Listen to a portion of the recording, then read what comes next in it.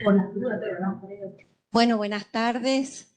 Les damos la bienvenida a todos los que ya están asistiendo al curso y bueno, a los nuevos que seguramente se han inscrito recién y comienzan en esta primera clase. ¿Escucha bien? Antes de hacer la presentación de quienes hoy nos acompañan, quería recordarles, sobre todo para quienes asisten por primera vez, que las clases anteriores están ancladas en YouTube y ustedes las pueden ver, las pueden revisar a los efectos de llevar a cabo las actividades prácticas que en cada módulo los disertantes nos están dejando. Sobre todo, les pedimos que miren la primera clase, porque la primera clase probablemente hubo un desentendido y como consecuencia de ello no hubo tanta asistencia. Entonces, sí hacemos hincapié en que por favor revisen la primera clase. Todas las clases van a ser subidas a YouTube para que ustedes puedan revisarlas, volverlas a mirar a efectos de que sea una colaboración para la actividad práctica que está implementada en estos ciclos de procesal. Bueno, si no tienen ninguna otra duda, los dejo con quienes nos acompañan hoy, que ahora las presentamos. Hola a todos, buenas tardes. Bueno, gracias a la presentadora y a la doctora Fernanda por venir. Yo solo voy a hacer una introducción cortita para dar así como un impulso a la charla y para explicarles más o menos cómo vamos a manejarnos. Mi idea de comenzar no es dar nada de los temas porque me parece que ellas van a darlos muy bien y van a tener una interacción con ustedes, pero yo lo que quería hablar es de la importancia de estos cursos de capacitación y la presencia de ustedes en el curso, porque en la vorágine de todos los días, todos trabajamos en los lugares, en los laborales, no todos, ni el jefe de despacho, ni la secretaria, ni el juez tenemos el tiempo para explicar todos los temas que ustedes tratan todos los días, desde el ingreso de la causa hasta resolver un decreto o una cuestión de audiencia. Entonces es muy importante que vengan estos cursos que son gratuitos, quitarle el peso de decir, ay, es obligatorio y tengo que ir al curso, y tomarlo como algo que es buenísimo porque nos ayuda a crecer un montón. ¿Y cómo nos damos cuenta de eso? Porque tenemos que comenzar a quitar de nuestra cabeza la idea de que el trabajo es algo que tengo que hacer porque es una obligación y con eso me gano la vida. El trabajo también es parte de nuestro crecimiento personal y nosotros trabajamos en un lugar que se dedica a eso.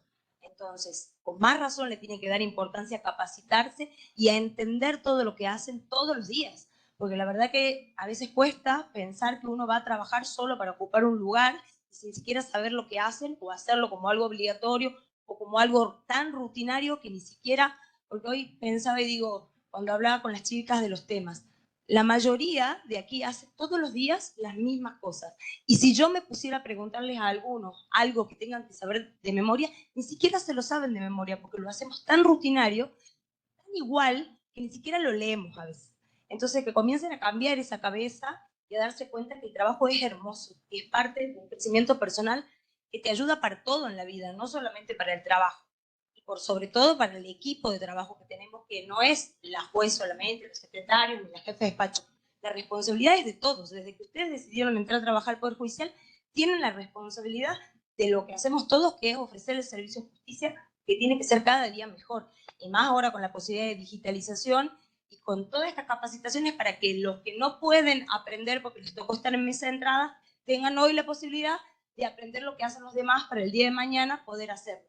Porque la idea, creo yo, de la mayoría de los cuatro, pero juzgados, es ya no individualizar tareas, es que todos sepan hacer todo, y para poder hacer todo hay que aprender. Entonces, bueno, eso era solamente para una introducción, que comiencen a, les importe capacitarse, porque es muy lindo y hace muy bien al espíritu, por sobre todo, aprender y sentirse útil. Yo siempre digo, no hay nada mejor que llegar al trabajo y que te guste trabajar. Llegar a un trabajo que solo pensás que es una obligación y no ves la hora que sea la 1 para irte, no. Entonces yo trato todos los días, no digo que lo logro, pero trato todos los días de que todos los que trabajan conmigo vengan los juzgados con ganas de trabajar, aunque sea difícil, aunque nos cueste, aunque a veces uno le llame la atención, aunque no pensemos igual que el otro, pero que se pueda debatir y que podamos intervenir. Cuando ustedes muestren el interés, el jefe o el superior que tengan va a mostrar el interés en enseñar. Si ustedes no muestran interés, a veces es muy difícil y en la vorágine de todos los días cuesta aún más. Entonces, involúcrense, muestren que quieren aprender, que quieren crecer, aunque no sea que no quieran hacer la carrera judicial, pero que el trabajo no sea llegar a los 60, 65, jubilarse. Eso era solamente un intro. Después con el módulo de hoy, que es sobre todo el inicio de la demanda, van los requisitos previos, cómo ingresa la causa, que vamos a tratar de ver cómo se hace la parte digital, cómo se hacía la parte física.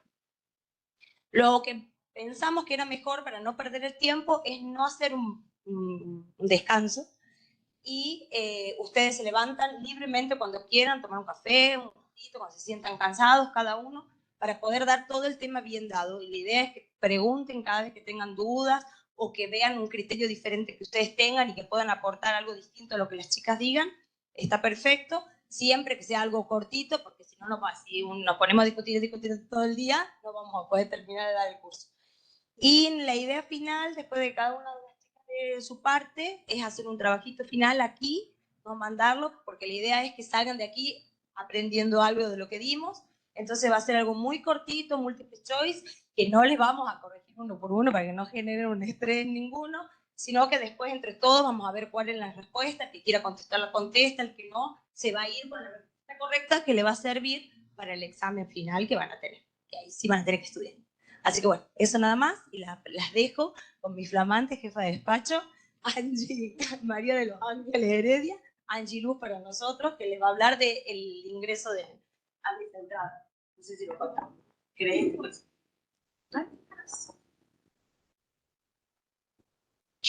Hola, buenas tardes a todos, a todas. Espérenme que todo algo importante. Yo soy la doctora María Constanza Teme, juez de Laboral 3, por si alguien no me conoce, y ellos son mi jefe de despacho, interina por ahora, pero ya en breve tenemos fe que va a quedar definitiva, María Los Ángeles Heredia, y mis 3 secretarias, Agustina Silva Molina, Karina Carabús y Esther Filache. Así que ellas le van a hablar por el orden que ellas establecieron, y primero comienza María de los Ángeles. Como les decía, buenas tardes a todos y a todas. Yo voy a hablar de lo que es el ingreso de la demanda, ¿sí? El ingreso de la demanda anteriormente, antes de la implementación de la acordada esta 4635, se hacía por mesa de entradas únicas en un formato de papel, ya lo saben. Con ella se acompañaba la documentación que el abogado o la abogada creyera corresponder. Se ingresaba, había un número asignado por la mesa de entradas única, ¿sí? Y después eso se sorteaba, caía al juzgado, perdón, se remitía al juzgado, sorteado, se recepcionaba en la mesa de entrada, se hacía el cargo de recepción, fecha, hora, el adjunto que traía ese escrito de la demanda. En ese escrito, esa demanda venía con la carátula ingresada ya por la mesa de entradas únicas, actor, demandado y el tipo de proceso, ¿sí? Que según el abogado les informaba ahí a los chicos del ingreso de la mesa de entradas únicas, perdón. Ahora, con la implementación de la acordada 4635, desde el 1 de noviembre del 2023, las demandas se ingresan a través del portal de causas, a través del portal de causas, de demandas digitales, en el IURIX, ¿sí? Entonces, es responsabilidad del abogado ingresar el actor, el demandado, el tipo de proceso, ¿sí? Que quiere llevar de la pretensión de la demanda, y con ello también debe acompañar todos los datos del actor, DNI, domicilio, los domicilios son importantes, y del demandado también, en la medida de lo posible, porque muchas veces no cuentan con todos los datos, ¿sí? Del demandado. En la medida de lo posible, el demandado y el domicilio que tiene ese demandado. Esa demanda digital ingresada por el abogado a la mesa de entradas virtual se sortea a las 7:01, como ya estuvo diciendo el doctor Mera en la clase pasada. A las 7:01 se hace el sorteo automático a los distintos juzgados, ¿sí? Entre los 4. Se recepciona en el portal en el portal de presentaciones de escritos del IURIX, ¿sí? Ahí se recepciona como si fuese un escrito más, con la diferencia de que vamos a ver que es una causa, un actor demandado y el proceso, ¿sí? Se recepciona, una vez que se recepciona, se hace el cambio del número de expediente, porque ese número de expediente se ingresa por la cantidad de demandas que hay ingresadas en el portal. Entonces, cuando llega a nuestro juzgado, se edita ese número correspondiendo al número en el libro de ingresos de causa, ¿sí? Una vez que se lo ingresa, se toma también la fecha para determinar cuál es el Ministerio Público Fiscal que le corresponde en turno. Se ingresan los sujetos a la causa, que muchas veces ya los ingresan los abogados, pero igual se los controlan con la demanda a los sujetos, eso. El domicilio, si está bien claro el nombre y todo lo demás. Se hace eso, se hace el cambio de número de expediente, se le asigna un Ministerio Público Fiscal y luego depende del sí. se distribuye el caos. Bien, sí. En nuestro juzgado, decía mi compañera ya del Laboral 4 que ella es la encargada de hacer la distribución del despacho. En nuestro juzgado tenemos al personal de la mesa de entradas, encargado de la recepción de escritos, de los oficios o cédulas que mandan al portal para ser controlados, y también el de la distribución de esas demandas que ingresan. Claro, sí, se asignan por números. Cada despachante tiene un número asignado para poder encargarse. Le paso acá con Agustina. Perdón. Me voy a parar porque me siento más cómoda y acorralada acá. Bueno, buenas tardes a todos y todas. En esta parte del módulo vamos a estudiar conceptos básicos y las normas aplicables en cada caso para realizar el primer decreto ante la presentación de un escrito de demanda. En primer lugar, diremos que las partes en el proceso son personas individuales o colectivas, como en el caso de la asociación sindical, que reclaman o bien se les reclama una norma en un hecho concreto en el marco de un proceso. Me olvidé el propósito. Así, las personas pueden ser físicas o jurídicas. Las personas físicas son todas aquellas que presentan signos característicos de humanidad, como por ejemplo los mayores de edad, los menores, los incapaces. En el caso de los mayores de edad, deberán acreditar la mayoría de edad con el documento nacional de identidad. En el caso de los menores, estos serán representados por sus padres o por sus tutores, y en ese caso va a intervenir el asesor de menores. Y por otro lado, que es atípico en nuestro fuero, pero también en el caso de las personas ausentes, en ese caso, según el artículo 9, intervendrá el defensor oficial. Otro tipo de las personas es la persona jurídica o de existencia ideal, que son todos aquellos entes que no sean los de existencia visible, como por ejemplo las sociedades comerciales, ¿sí? Como una sociedad anónima, una sociedad de responsabilidad limitada. En este caso, las personas jurídicas que van a ser representadas a través de sus socios, los gerentes, los administradores, directores, deberán acreditar tal carácter a través de un poder otorgado para ello. Así también se puede dar el caso de que una o más personas,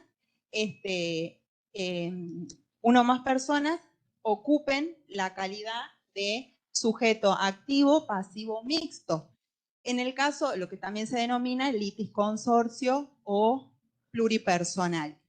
En el caso de la acumulación subjetiva de acciones activo, es cuando varios trabajadores reclaman a un solo demandado. En el caso de la pasiva, habrá un actor y varios demandados. y en el caso de la mixta habrá tantos actores como demandados. Nuestro código, en el artículo 35, establece que el máximo, en el caso de la acumulación subjetiva de acciones activa, será de 10 actores, pero le da la facultad a la juez a través de un decreto, disponer lo contrario. Asimismo, también le da la facultad de que podrá separar las causas en caso de que considere que la acumulación fuera inconveniente. Otro de los temas a tratar como atributo de la persona es el domicilio. La ley instituye que es el asiento o el lugar de la persona que produce efectos jurídicos. Existen distintos tipos de domicilio. Como nosotros conocemos, el real es donde reside habitualmente una persona. El legal es el que presume la ley. En el caso de las personas jurídicas, de las sociedades, el domicilio legal es el que figura en el contrato societario, que es registrado ante el Registro Público de Comercio, por ejemplo. El denunciado será el real o el legal, que deberá denunciar tanto la parte actora como la demandada en su escrito de demanda como de contestación. Y el domicilio procesal es el que denuncia el abogado, como ustedes conocen, el que tiene generalmente en su estudio jurídico y que deberá constar en su primera presentación. Ahora con la nueva digitalización también tenemos el domicilio electrónico, que es un quill o un quit del letrado, que también es denominado identificación electrónica judicial, que no se debe confundir con el de cortesía. Bien, nuestro código también establece en los artículos 20, 22 y 23 distintas situaciones para este atributo, como dijimos recién, el domicilio. El artículo 20 establece que el domicilio que denuncia la parte subsistirá hasta 1 año después de archivado el expediente y si se realiza un cambio bastará que se denuncie en la causa. El artículo 22 dice que si el actor omite denunciar el domicilio real, se deberá intimarlo conforme al artículo 61 para que en el término de 5 días subsane dicha omisión. Y el artículo 23, muy importante, que nos sucede a diario, es que las partes siempre deben mantener actualizado el domicilio en la causa.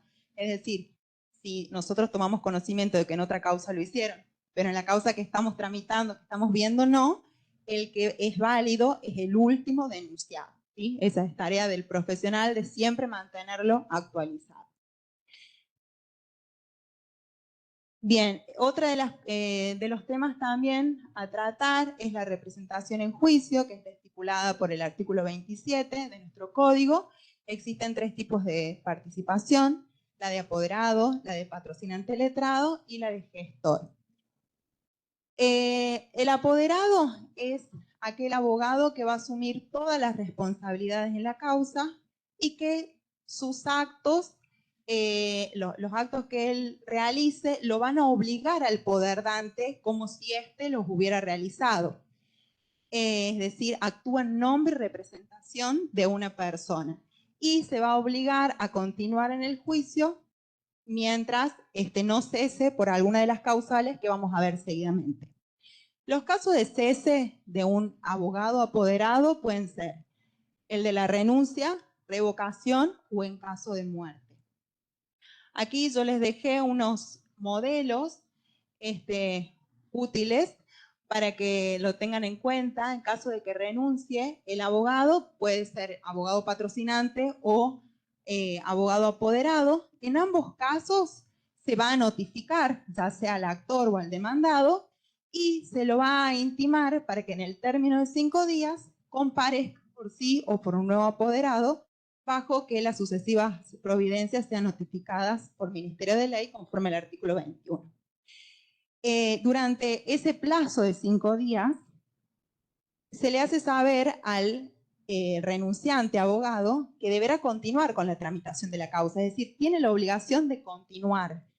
Los 5 días comienzan a correr desde la notificación fehaciente de ya sea del actor o el demandado según el caso. En el caso de que se revoque el mandato, bueno, este caso puede ser por pérdida de confianza, puede ser por intereses económicos o alguna de las causales problemáticas que se puedan dar entre el cliente y el abogado. Entonces, el cliente ya decide que no quiere que lo represente más este abogado y elige otro. Basta con que firme el escrito y este es el modelito, le da participación al nuevo apoderado y se le tiene por revocado el poder y solamente se lo notifica. Después el abogado ya seguramente iniciará la ejecución de honorarios para cobrar por todo lo que trabajó. Y por último, otra de las causales es... Sí. Consulta. Sí. Yo quería saber si en todos los otros juzgados compartían lo que estaba comentando respecto de la notificación cuando hay una renuncia del patrocinante. Sí. ¿Ustedes notifican al domicilio real? Sí. Sí, ustedes Sí. decir, intiman para que comparezca con un nuevo letrado patrocinante. Sí, sí, porque si ya no tiene, digamos, quien lo represente en la causa y solamente, o sea, puede suceder el caso de que haya un patrocinante y un apoderado. En ese caso Claro. no, porque queda con un abogado, pero si es el único abogado que lo representa, sí lo hacemos. Sí, aún cuando sea un patrocinante. Sí. Perfecto. En los otros juzgados, las jefas de despacho probablemente puedan, sepan, o siempre también lo hacen de idéntica manera, ¿sí? No hacen distinción entre patrocinante y apoderado. Perfecto. Gracias. De nada. Bien, otra de las causales, la última a tratar, es la en caso de muerte del abogado. Bueno, este es un modelo que nosotros lo hemos realizado bastante, que muere el abogado y la causa queda, digamos, paralizada. Entonces nosotros, de oficio, se ordena que, siendo de público notorio de conocimiento, se lo intima, ya sea al actor o al demandado, según el caso, también para que se presente, recuerden, por el término de 5 días, por sí o con un nuevo apoderado. Y en este caso, la notificación ya no la hace el abogado, la hace el juzgado, la hace secretaría. Bien, el artículo 28 establece cómo se acredita la personería de un apoderado. Nosotros tenemos el principio de gratuidad del trámite a favor del trabajador, conforme lo dispuesto por el artículo 20 de la Ley de Contrato de Trabajo. Las actas que siempre se reciben en mesa de entrada cuando estamos de turno de poderes, que deberán observarse los siguientes requisitos. En principio, controlar los datos de las partes, tanto del actor como del demandado, el número de documento, la fecha y algo no menor que siempre tenemos que visualizar, que sea el poder, digamos, para el trabajador. Porque aunque ustedes no lo crean, pasa que también va el abogado y trae un poder que en realidad es para el demandado, que no ha pasado. Entonces, visualizar eso, de que siempre aquí le vamos a firmar es al trabajador, porque el principio de gratuidad solamente es para él. Y como es un acto unilateral, solo es necesario que lo firme el trabajador. No hay que devolverlo para que lo firme el abogado, basta con la firma solamente del actor. Y en ese caso, secretaría, con la firma ya se convierte en un instrumento público, firma del acta de poder. Bueno, otro de los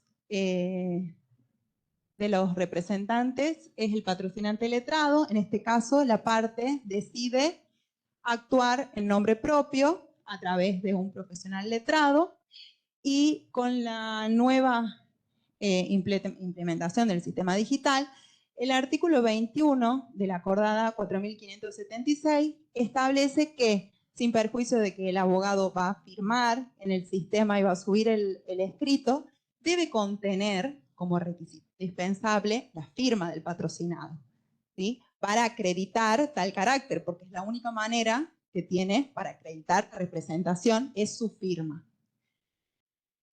Así establece el artículo 21, cuando la actuación sea en calidad de patrocinante letrado, la presentación tendrá el carácter de una declaración jurada ingresará al sistema escaneando el documento donde conste la firma hológrafa, es decir, de puño y letra, por el cliente, que será el actor o el demandado según el caso, y se le hace saber al presentante, bueno, en este caso, modelito, para que lo tengan en cuenta, que deberá dar cumplimiento con ello, ¿sí?, a fines de proveer lo que solicita. Y por último, tenemos este tipo de representaciones, que es el de la gestoría. No, que en los casos en que no lo presenten, porque nos ha pasado mucho que como se da por hecho, como saben todos, que cuando el abogado sube el escrito se le da por hecho que está firmado, pero no pasa lo mismo cuando es un patrocinante. Entonces cuando sube el escrito así, le hace previo a lo solicitado, se lo intima para que suba y cumpla con lo que establece la acordada, y hasta tanto no cumpla, no se lo proveemos. Entonces eso nada.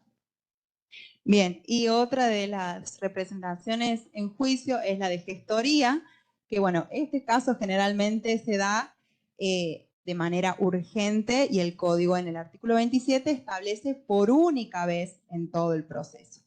Puede suceder que el abogado que representaba la parte tuvo una cuestión de salud o tuvo que viajar, entonces un colega se presenta y ese actuar, ese acto, deberá ser ratificado dentro del término de los 10 días, bajo el apercibimiento de que sea nulo, es decir, que no tenga validez lo que hizo en una audiencia o el escrito que haya presentado.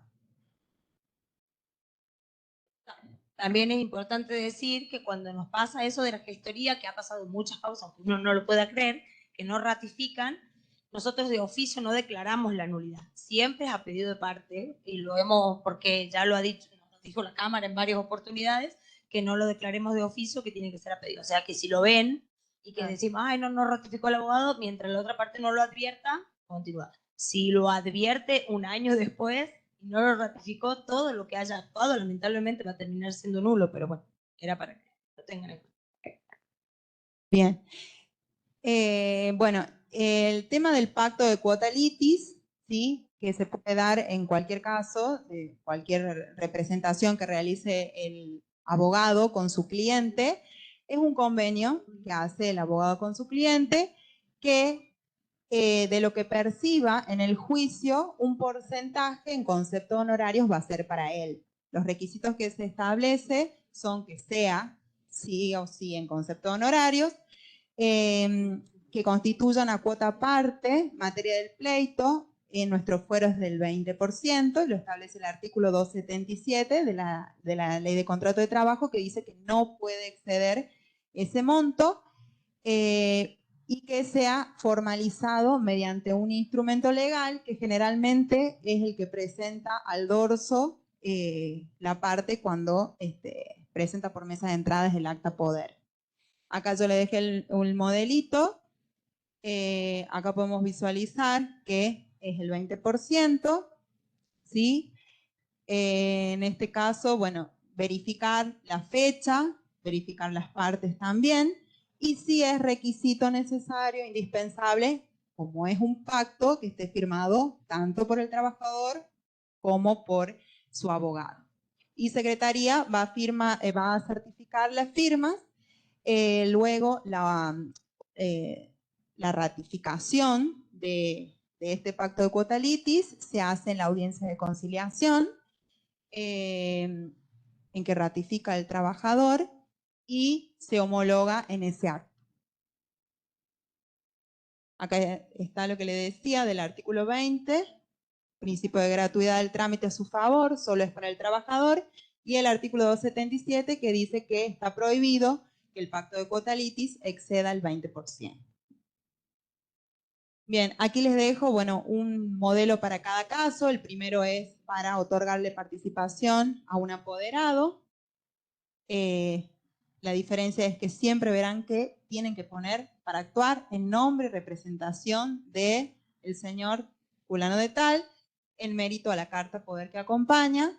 En el caso del patrocinante, se tendrá a la parte por presentada por derecho propio, con el patrocinio letral del doctor fulano del tal, y en el caso del gestor se tendrá al doctor en carácter de gestor con los alcances de lo dispuesto por el artículo 27, como dijimos recién, que tiene que ratificar lo actuado bajo apercibimiento de nulidad. Y también les dejo un modelo aquí, en que en este caso se le da participación a 2 abogados y en el carácter de apoderados, y interviene la madre, la tutora, la madre, la progenitora, para actuar en nombre y representación de un menor de edad, que nos ha tocado el caso de que el trabajador esté fallecido. Entonces, para reclamar el derecho, quien se presenta es la madre para representar a su hijo menor. Otra de las cuestiones a tener presentes son, bueno, los pasos, que ustedes seguramente ya lo hicieron un montón de veces, pero para repasar cómo agregar el sujeto en el sistema de expediente judicial, los datos del sujeto, siempre tener presente que lo que está aquí con rojo y asterisco es un dato que nos exige el sistema, que sí o sí lo tenemos que cargar, porque si no, no nos deja guardar el sujeto que queremos ingresar. El vínculo, el tipo de persona, si es física o jurídica, de acuerdo a lo que mencionamos recién. La identificación, nos va a pedir el número de documento, el apellido, el nombre y también el género. En el caso del domicilio, también nuevo domicilio, tipo de domicilio, cuál es el tipo de domicilio que queremos ingresar, si es legal, real, electrónico. Y solamente para el caso del domicilio nos exige consignar el código postal, la calle y la numeración. Por último, para agregar al representante legal, tenemos que tener marcado el actor, nuevo representante, ingresar a un representante, y el sistema solo nos va indicando lo que tenemos que agregar, el documento único, la matrícula. Si ya fue agregado anteriormente, ya tenemos un montón de causas agregadas, hay un montón de abogados que ya están ingresados, con solo poner el nombre y el apellido, el sistema por defecto automáticamente lo agrega. Bueno, sin nada más que decir, no sé si tienen alguna pregunta o si quedó algo dudoso.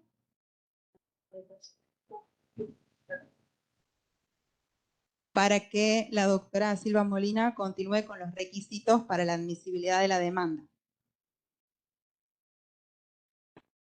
Walter, ¿se me puede cambiar? Aclaro que de todas maneras vamos a tener un módulo donde con el sistema ya acá se va a ir efectuando todos estos pasos de la vinculación para aquellos que no tienen la experiencia con el sistema, aprendan, digamos, haciendo la experiencia específicamente punto por punto como lo indica el sistema. Pero eso lo vamos a hacer más adelante, así que quédense tranquilos en ese sentido.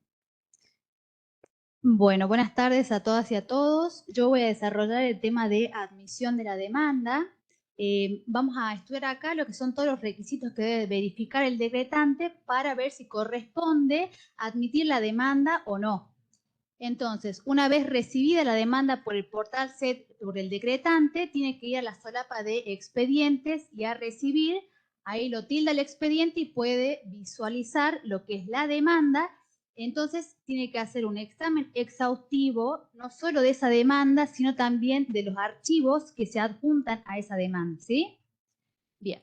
Acá vamos a aplicar lo que establece el artículo 61. El artículo 61 nos manda que en primer lugar lo que debemos examinar es acerca de la competencia del juez o de la jueza del juzgado.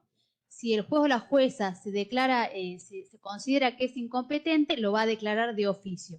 Luego el artículo continúa diciendo que en caso de que haya algunos errores, omisiones o defectos de forma, el juez o la jueza va a intimar a la parte actora para que subsane eso en el término de 5 días.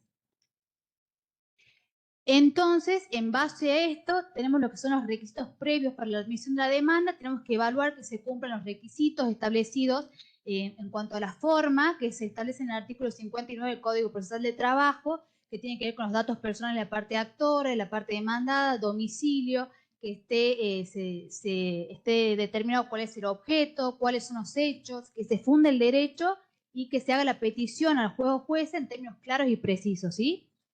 Y después de verificar esta cuestión formal de la demanda, tenemos que verificar en primer término la competencia. Luego tenemos el tema de la boleta profesional del Colegio de Abogados, luego el poder o carta poder que acredite la representación que invoca el profesional, las partes del proceso que deben estar perfectamente determinadas, así como los domicilios de las partes, la planilla de liquidación que debe coincidir con el monto de la demanda, la firma de la demanda, las copias para traslado, la prueba ofrecida y la carátula de la demanda. Acá, como verán en la filmina, hice 2 asteriscos en la prueba ofrecida y carátula de la demanda. Esto es porque puede o no estar, o sea, la parte actora puede ofrecer la prueba o no, y en la carátula de la demanda, la recaratulación puede que esté o no en esos requisitos previos, ¿sí? Bueno, ahora vamos a desmenuzar todos estos requisitos. En cuanto a la competencia, primero hay que verificar si corresponde la competencia material y territorial, que ya la desarrolló en la clase anterior el doctor Nahum. Entonces, nos vamos a ir al articulado, vamos a ver lo que menciona el artículo 12 al 16, y en base a eso, si ustedes ven que hay alguna cuestión de competencia, el trámite que se le va a dar es que se va a otorgar participación en la parte actora, pero previo a dar trámite se va a correr vista al Ministerio Público Fiscal, él o la fiscal va a emitir un dictamen y luego el juez o la jueza va a resolverlo mediante sentencia interlocutoria. Esta sentencia interlocutoria, pues, se va a declarar competente o no. Si se declara competente, el juez va a notificar a las partes y va a continuar la causa en el juzgado. Ahora, si se declara incompetente, va a notificar a las partes y va a remitir las actuaciones al juzgado que considere o al juez que considere competente. Acá tenemos, bueno, muy importante el tema de la denuncia del lugar en donde el trabajador o trabajadora prestaba servicios, porque nos pasó un caso puntual de que, por ejemplo, la parte actora en el relato de los hechos decía que demandaba a una empresa tal con domicilio en la capital. ¿Y qué pasa? Luego, cuando continúa el relato de los hechos, se prestaba servicio bajo relación de dependencia, en qué jornada, qué remuneración, y cuando continuamos con la lectura de la causa, surge de ahí que esa prestación de servicios se hacía en realidad en una sede de Belén. Entonces, por eso es tan importante leer todos los hechos para ver que de ahí no surja alguna cuestión de competencia, ¿sí? En caso de que no se denuncie cuál es el domicilio en el cual presta servicios esta persona, se debe intimar por término de 5 días para que precise ese domicilio. Otro de los requisitos, tenemos la boleta profesional. La boleta profesional es la del Colegio de Abogados, que están obligados a aportar en la causa todos los abogados o abogadas que soliciten participar en la causa, ya sea en el escrito inicial de demanda o en cualquier momento durante la tramitación de la causa, ¿sí? Lo importante de esto, tenemos un cambio respecto a lo que fue antes de marzo del 2023 a después de marzo del 2023. Antes de marzo del 2023 teníamos lo que considerábamos, lo llamábamos en formato papel, lo que era la boleta tipo sticker, que se pegaba a una hoja del expediente, y eso se considera que era una foja más del expediente. La particularidad de esto es que tenía como contenido el año de vigencia de esta boleta y tenía el nombre del profesional actuante o que lo solicita, digamos. Entonces, lo que sucedía es que muchas veces los abogados podían comprar varias boletas y la presentaban, por ejemplo, van a una causa contra una persona A demanda B, se presenta en esa causa, después el mismo día va y agarra otra boleta y la presenta en otra demanda y así, ¿no? Entonces, acá lo único que estaba establecido es el año de vigencia. Si la bola presentaba durante ese año de vigencia, bastaba, ¿sí? Entonces, ¿qué pasa acá? A partir del 16 de marzo del 2023, el Colegio de Abogados implementa lo que es el sistema de boleta digital, que acá lo innovador es que el profesional actuante genera esta misma boleta por medio del portal del Colegio de Abogados, y él la debe generar ingresando cuál es la parte actora, cuál es la parte demandada y cuál es la materia. Y en caso de que ya esté en trámite la causa, también debe incorporar cuál es el juzgado en el cual tramita la causa y también cuál es la carátula de ese expediente, ¿no?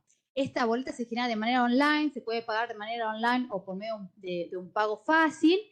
Entonces, acá lo llamativo es el tema del contenido, que acá tienen un sistema, pueden comparar.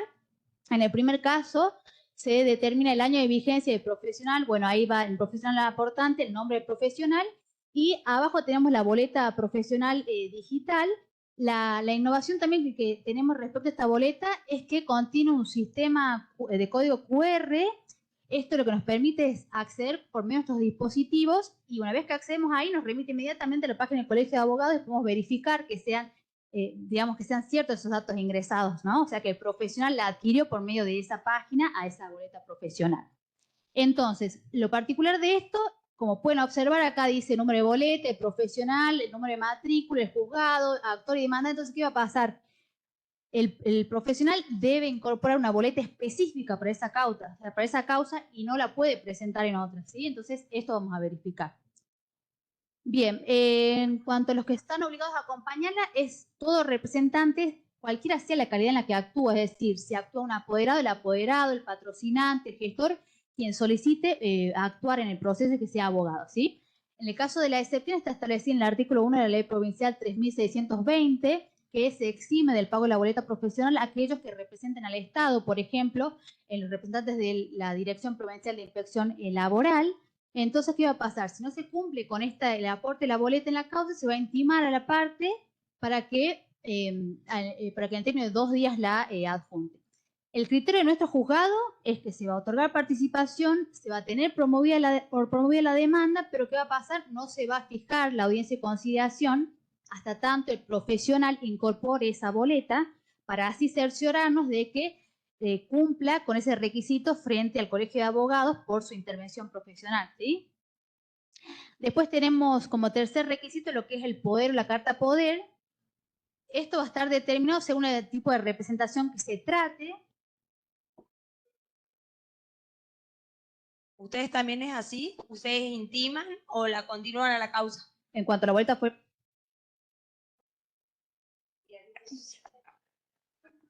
Claro, se da participación. No, nosotros también le damos participación. Se da participación, se tiene por primera demanda, fijar la audiencia de conciliación.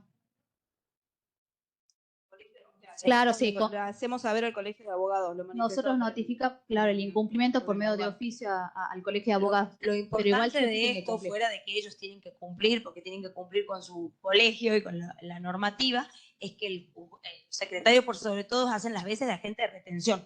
Entonces es una obligación del secretario que se dé cumplimiento con eso en la causa, igual como hacíamos con el tema de rentas, que siempre tiene que hacer. Entonces no es solo importante por el abogado o por el colegio, sino porque es un deber para el juzgado hacerlo.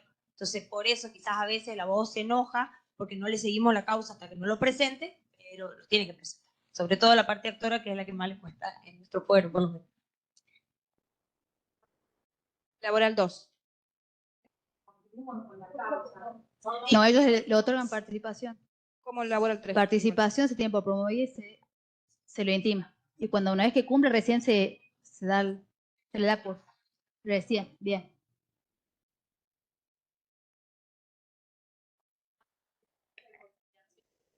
En el laboral 1 le damos la fecha de audiencia de conciliación, pero le intimamos por 5 días. Y algunas veces pasa y como que lo volvemos a intimar, por ejemplo, antes del decreto de apertura a prueba. Y si siguen sin cumplir, ustedes continúan con la causa. En algunos casos sí se reitera que la presenten, a los fines de, más que nada, de no vulnerar el derecho del actor. Igual que con la gestoría, nos pasó un caso particular que, como decía la doctora, de oficio no lo declaramos, y llegó a la apertura al decreto de apertura a prueba, y nos damos cuenta que nunca se había venido a ratificar la gestoría, y eran los dos abogados que habían pedido carácter de gestor en la audiencia de conciliación. Entonces, ¿qué pasaba? Si le dábamos o no, se perdía toda la prueba. Entonces, previo a pasar el decreto de apertura a prueba, lo intimamos en razón del artículo 75 de las facultades que tiene el juez, que vengan a ratificar o no la gestoría previo a pasar al decreto de apertura a prueba. Se ratificó y el proceso continuó subsanado, digamos, a fin de evitar pérdidas de derecho y también, por supuesto, de ulteriores nulidades que la parte contraria luego solicita. Hasta ahora lo que por lo menos lo que yo comencé a decretar, No vi muchos casos que la contraria pida que se declare cuando no vienen a ratificar la gestoría por el artículo 27 pasado los 10 días. No sé cómo es en los otros juzgados, pero por lo menos yo no vi mucho que se dé.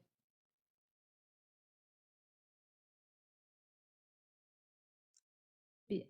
Bueno, podemos... ¿Alguien quiere agregar algo más de otro juzgado? Bien. Otro de los requisitos que deben observar es el poder o la carta poder. Bueno, de acuerdo a la representación que invoque, el representante, bueno, teníamos la representación de gestor, patrocinante y apoderado. En caso del apoderado, necesita acreditar la representación que invoca con la documentación correspondiente. Así vamos a tener que se puede presentar por medio de un poder general para juicios, un poder especial para juicios o una carta poder. Yo acá lo que les puse son los requisitos que ustedes deben verificar, es decir, el poder general para juicios debe haber sido otorgado por ese actor que se presenta a favor de ese representante que se presenta en la causa, y este poder general para juicios para la intervención de ese representante en cualquier juicio. Ahora, el poder especial para juicios es el otorgado también ante escribano público, debe ser otorgado por esa parte que se presenta como actor, teniendo ese representante, que ellos dos hayan firmado ante el escribano público, pero debe estar determinado para qué juicio es, entonces debe coincidir ese juicio con el juicio en el que se presenta.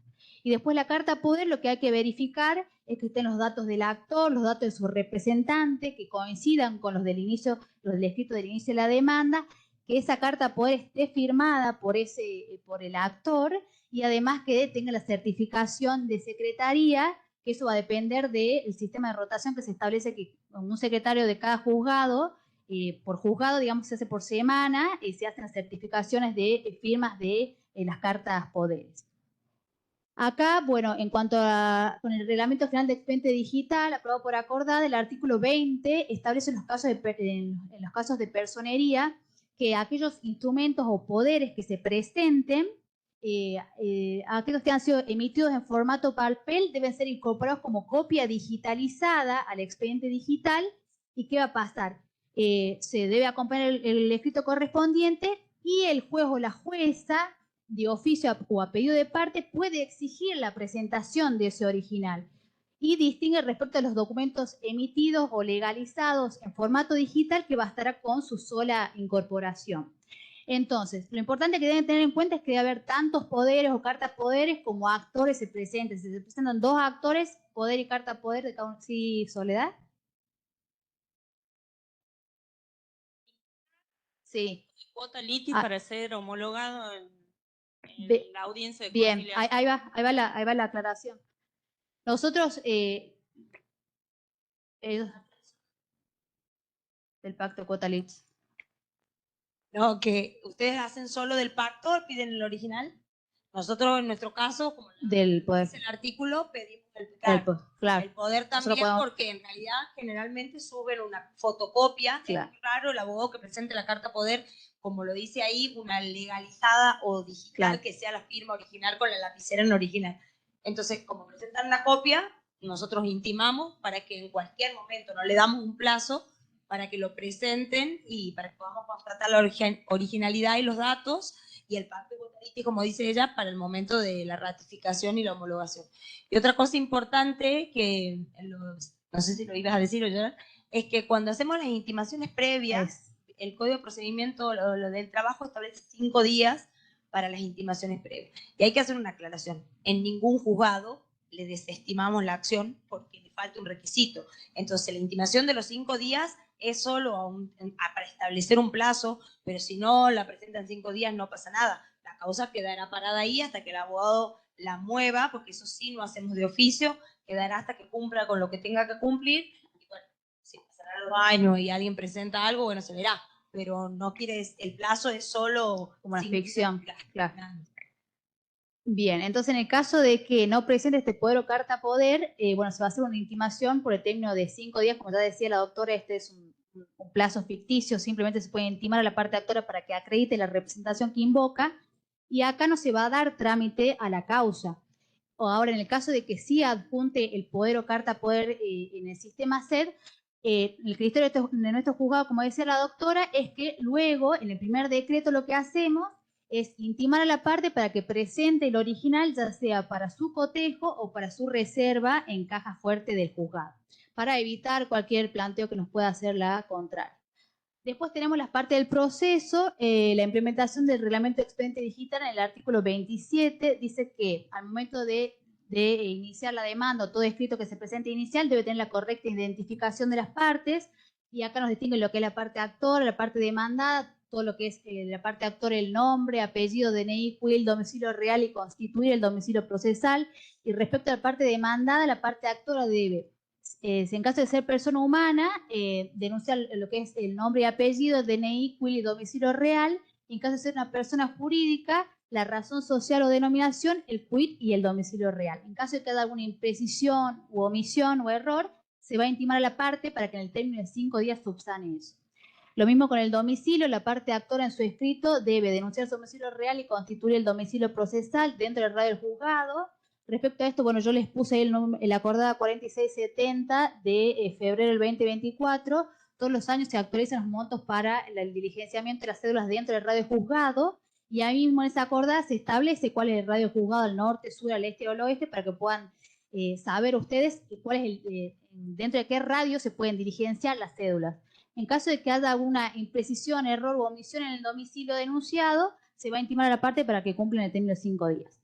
Bueno, ahí les digo como importante para el decretante que se vincule a cada uno de los profesionales, a cada una de las partes actoras con sus domicilios reales, procesales y constituido electrónico. Otro de los requisitos que deben observar es el cumplimiento de la planilla de liquidación. La planilla de liquidación consiste en el cálculo de cada uno de los rubros que demanda la parte actora en su demanda. Está compuesta por todo lo que reclama, ya sea haberes, diferencias de haberes o indemnizaciones. Lo que tienen que hacer ustedes es verificar que sea subido de manera digital bien, porque muchas veces nos ha pasado que se presentan en formatos que está cortada una parte, que presenta una parte de la tabla, otra no. Entonces, cuando ustedes puedan no solo adjuntarla, sino advertir de que hay algún error o imprecisión, y ahí se intima la parte para que lo subsane, ¿sí? Ahora, prestar atención en cuanto a la planilla, porque ¿qué puede suceder? La planilla muchas veces la presentan como archivo adjunto, entonces ustedes van al archivo adjunto y ven si está adjunta la planilla, o muchas veces hay que hacer hincapié en esto de leer toda la demanda. ¿Por qué? Porque muchas veces está en el mismo escrito de la demanda. La parte relata los hechos y acto seguido nos describe la planilla de liquidación, entonces no la vamos a intimar si en el escrito está puesta la planilla, ¿sí? Bien, después tenemos el requisito de la firma de la demanda. Bueno, todo escrito que presenta las partes deben estar firmados por sus abogados intervinientes. En el caso de que se trate de un apoderado, el escrito debe tener la firma del apoderado, el gestor o gestora, la firma del gestor o gestora.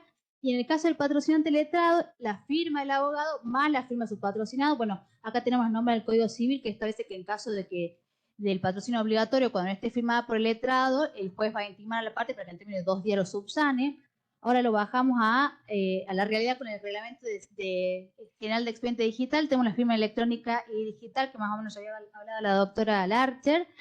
La firma electrónica se considera que el solo hecho de que el abogado suba un expediente al sistema SED, con el solo hecho de él acceder por medio de su usuario y su contraseña, eso vale como firma digital de ese escrito, ¿sí? Entonces, esto no es necesaria la firma hológrafa. Ahora, es facultativo, él la puede o no poner una firma hológrafa, y también dice el artículo que puede o no insertar una firma digital, apoderado o abogado. En el caso del patrocinante letrado, además de esta firma electrónica, que se va a considerar de aquel que sube el escrito, es necesaria la firma hológrafa de su patrocinado o patrocinante, patrocinada, perdón, porque esto es una declaración jurada y después puede intimar al profesional para que en cualquier momento presente los originales, ¿sí?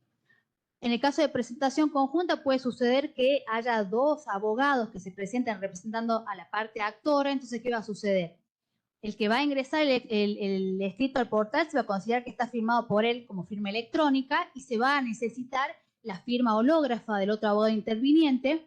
Y al momento de redactar el escrito, la parte actora debe hacer mención de ese caso, que se presentan esos 2 representantes que solicitan la vinculación, y va a valer la firma electrónica del que lo sube más la firma hológrafa del escrito del documento que se escanea. Eso es importante no solo al inicio, sino en toda la causa, porque nos pasa a todos cuando vienen los abogados de común acuerdo a presentar pedidos de suspensiones o cualquier tipo de cosa. En este caso es así, Porque a nosotros nos pasa que vienen, ve como un acuerdo, venimos a pedir suspensión y solamente está el nombre del abogado que subió el escrito y no está la otra firma. Nosotros no la suspendemos porque no hay prueba de que la otra parte lo haya solicitado. Entonces, como dice la doctora, sí o sí, uno de los dos abogados va a tener que firmar hológrafo o hacer 2 presentaciones, como ellos quieran. Pero eso tienen que advertirlo porque a veces uno no se da cuenta y lo provee y no sabemos si es una picardía o no del abogado. Bien.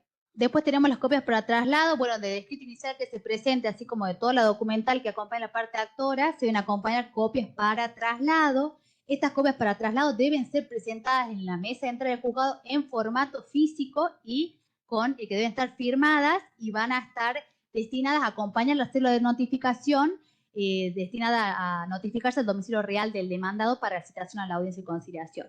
Acá se aplica el artículo 40 del Código Procesal de Trabajo, que se establece que de todos los escritos del ofrecimiento de prueba que se va a dar vista a la otra parte, se deben acompañar las copias para traslado.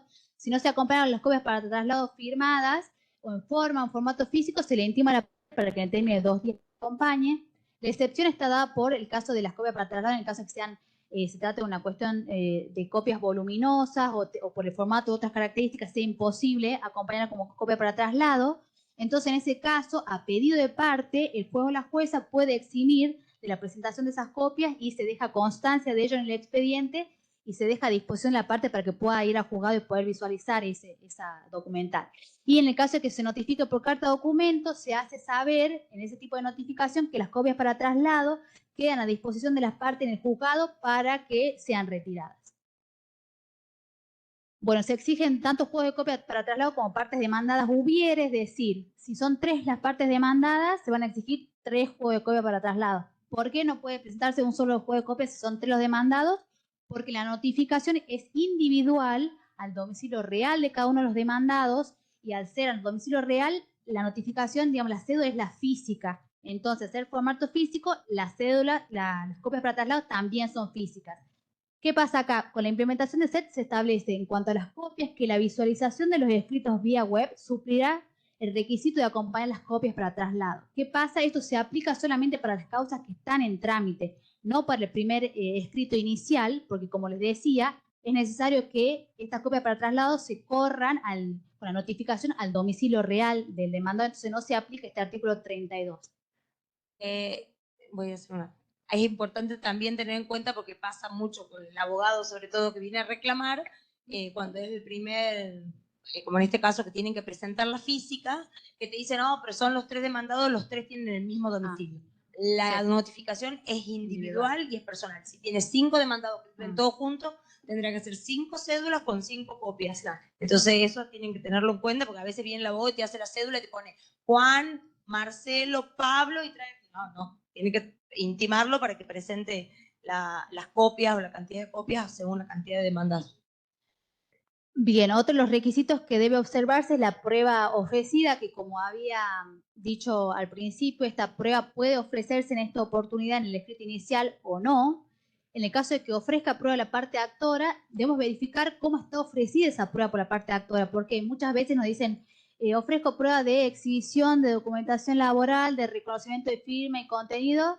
Bien, debe estar detallada cuál es esa documental que debe exhibir la parte demanda en la audiencia, cuál es esa documental que se debe reconocer en la audiencia, debe estar detallada. Y en el caso de la documental, debemos ver que coincida la subida a SET con la documental original y hacer todas esas advertencias en cuanto al ofrecimiento de prueba. En caso de que ustedes vean que haya algún error o imprecisión en el modo de ofrecer esa prueba, se va a intimar a la parte para que lo subsanen en el término de 5 días. Respecto a la documental original, esta documental original se presenta en sobre para reserva en caja fuerte de juzgado, se lo recepta en mesa de entradas del juzgado en formato físico y luego se hace una constancia de que se reserva esa documental y el detalle de esa documental presentada en formato físico. Después acá tenemos el artículo 39 del Reglamento General de Expediente Digital en cuanto a la documentación voluminosa.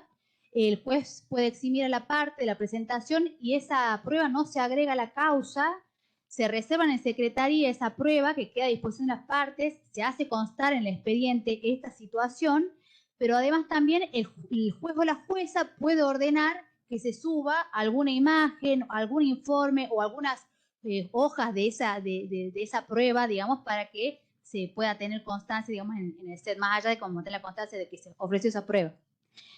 Bien. Igual, respecto a eso, ya lo deben saber todos, los abogados quizás les cuesta un poco entenderlo, pero todo se puede subir porque todos los archivos se pueden comprimir. Entonces, solamente les falta bajar la aplicación para comprimirlo. Entonces, cuando le vengan a decir, no lo voy a subir porque es mucha cantidad, hay que decirle, doctor, hasta le pueden ofrecer el nombre de la aplicación para que lo sepan y lo suban. O sea, eso en realidad es medio inoficioso porque todo se puede subir.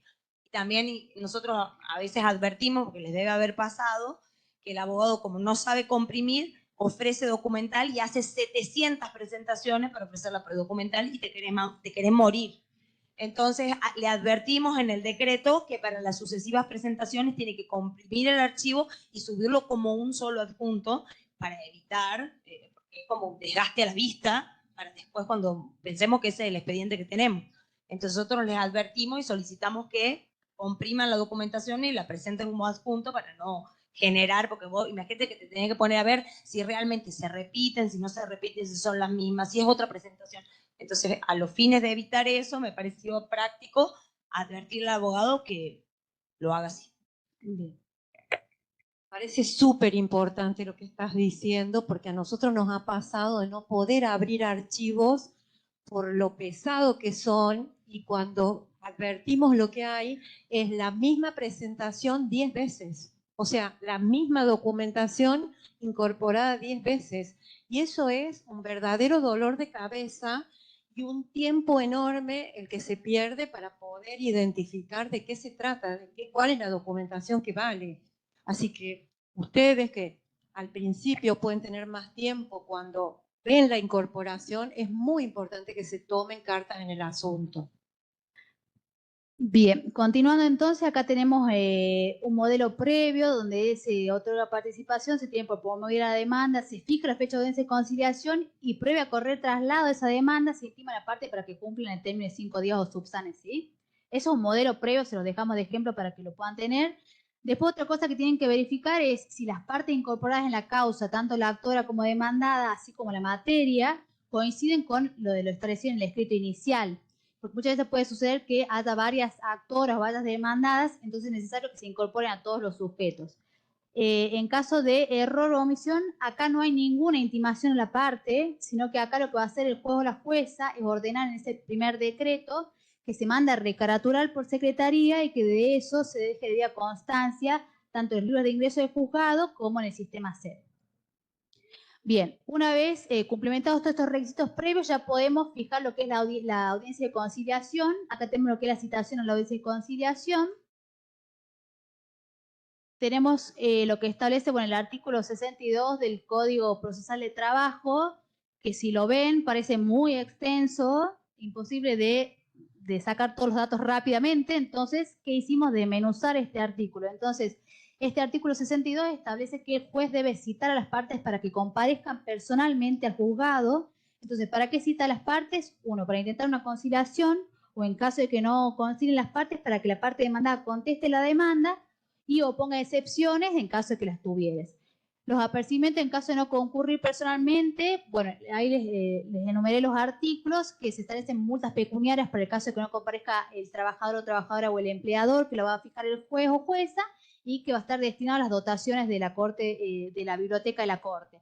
En caso de incomparecencia del actor, se puede pedir la multa del artículo 58, o sea, la multa pecuniaria, y el demandado que comparece deberá igualmente contestar la demanda y oponer excepciones. En caso de incomparecencia del demandado, si no compareciera por sí, puede comparecer por medio de un representante legal que concilie, que conteste la demanda o oponga excepciones, o en caso de que no conteste o se niegue, va a haber una presunción a favor del actor respecto de los hechos, así como de la documental que presente la parte actora, si no la niega categóricamente la parte demandada en el momento de contestar la audiencia, contestar la demanda. La fecha de audiencia de conciliación se debe fijar dentro de los 30 días de recibido el expediente en el juzgado. Ahora, si la parte demandada tiene domicilio en otra provincia, vamos a fijar un término mayor a 30 días para dar tiempo a la parte actora para que pueda notificar. Y la antelación necesaria para la audiencia es de 12 días de antelación si el domicilio del demandado se encuentra dentro del radio del juzgado. Bueno, el radio juzgado, como les dije recién, vean la acordada, ahí se establece el radio juzgado, y en el caso que sea fuera del radio juzgado, se incrementa un día más por cada 50 kilómetros de distancia. Por ejemplo, si el demandado tiene domicilio en Santa María, a los 12 días de antelación le vamos a agregar 12 días más en razón de la distancia, 6 días más, perdón, en razón de la distancia, si tiene domicilio en Belén, 11 días más, y si es fuera de la provincia, se extiende ese término, la antelación de un día más cada 100 kilómetros de distancia. Por ejemplo, si el demandado tiene domicilio en Buenos Aires, se va a notificar con una antelación de 12 días más 12 en relación a la distancia, Córdoba 12 más 6, bueno, y así sucesivamente en base a la cantidad de kilómetros. ¿A dónde se debe notificar? Siempre al domicilio real, como ya lo dije, se debe acompañar en la cédula lo que son las copias para el traslado del escrito y la documentación, la excepción, como ya lo vimos, la voluminosidad de la notificación por carta o documento. Y por último, en ese decreto se va a establecer cuál es la forma de citación de la audiencia de conciliación.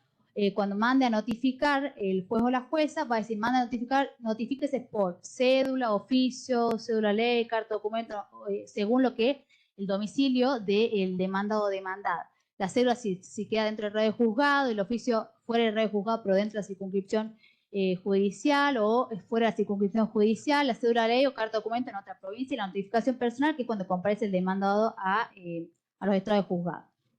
Por último, acá tienen todo el decreto completo, tenemos el modelo del primer decreto, ahí tienen todos los supuestos en caso de que se admita la demanda.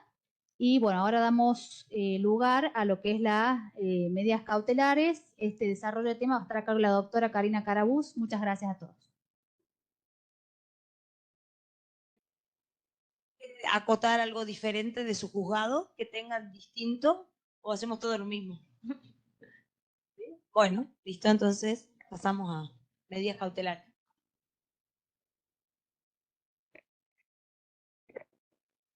Walter, ¿no hay preguntas del interior? Perfecto, gracias.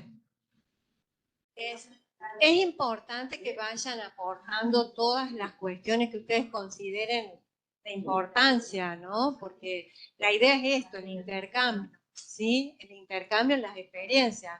A veces hay experiencias que resultan mejores en algunos juzgados y en otros no tanto, y bueno, se puede probar, ¿sí?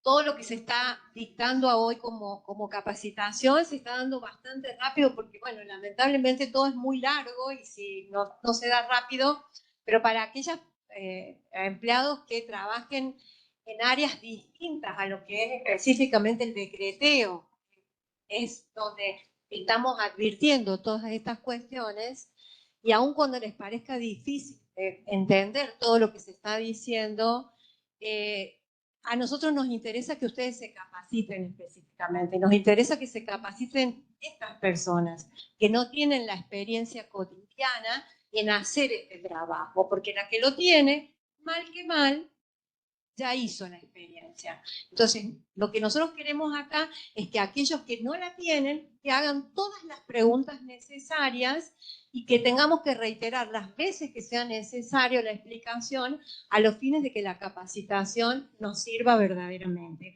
Así que no tengan ningún tipo ni de vergüenza. Esto es un taller, la idea es una ida y vuelta de ustedes a nosotros, de nosotros a ustedes. Así que les pedimos que pregunten, consulten. Si quieren servirse un café, se pueden servir. Gracias. Buenas tardes a todos y a todas. Ahora, en esta parte vamos a hablar sobre medidas cautelares, que bueno, para la mayoría creo que por ahí puede ser un tema abstracto, pero vamos a tratar de hacerlo quizás lo más práctico y dinámico. Si tienen dudas, como dice la doctora, o quieren hacer algún aporte, levantan la mano y me avisan. Bien, para entrar a hablar sobre este tema, vamos a decir que cuando se dicta la sentencia definitiva, pone fin al proceso, se supone que el deudor o el demandado va a tener la solvencia patrimonial o los bienes necesarios para poder hacer frente al monto establecido en la condena.